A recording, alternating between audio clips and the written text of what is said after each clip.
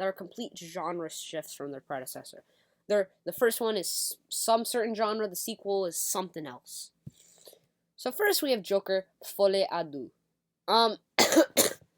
So the first Joker was a dark, dark psychological thriller, one of the greatest movies of all time, amazing movie. The sequel, and this doesn't mean that the sequel is bad. I actually thought the sequel was really good, just not nearly as good as the first one. The sequel is like this musical romance with Harley Quinn and yeah. And I wouldn't give it like the 30% or something it has on Rotten Tomatoes, but it's not a masterpiece like the first film. Then we have The Hangover Part 3.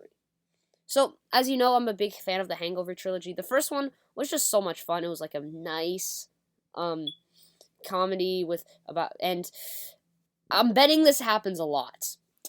The sequel is basically the same exact thing. So I'm betting some people got angry, and Todd Phillips' response changed the genre completely. Like I wouldn't mind another Hangover. Because the first two are just like a dark comedies. This one's a dark action thriller where spoilers ahead, they're trying to find Mr. Chow for that Marshall guy. Yeah.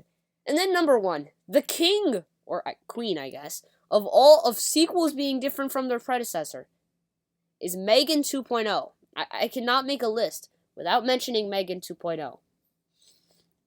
The first actually, to be fair, I watched the second Megan first, but then like the next day I watched the first Megan. The first Megan is this great dark horror thriller about AI.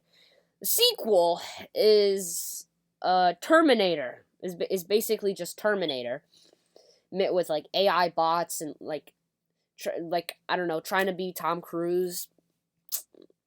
And don't get me wrong, it was still a good movie, but yeah. That'll be all for today's video on 3 sequels that are complete genre shifts from their predecessor. Drop down in the comments what you would say are some others. I can think of one other, The Accountant 2. And that's one word the sequel is actually better. Check out my channel for more content like this, and I can't wait to see you in my next video.